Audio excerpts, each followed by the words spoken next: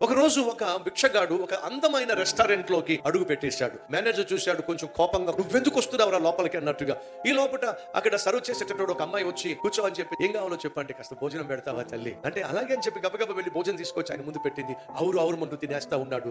Manager పిలిచాడు ఈ serve చేసిన అమ్మాయికి, ఇదిగో చూడు, బిల్లు కడతాడని నమ్మకం నాకు లేదు, ఆ బిల్లు నువ్వే కట్టాల్సి వస్తుంది, ఆ ఏరియా అంతా నువ్వే క్లీన్ చేయాల్సి వస్తుంది. లోపలికి వెళ్ళిందో లేదో ఆ భిక్షగాడు కనీసం థ్యాంక్స్ కూడా చెప్పకుండా వెళ్ళిపోయాడండి.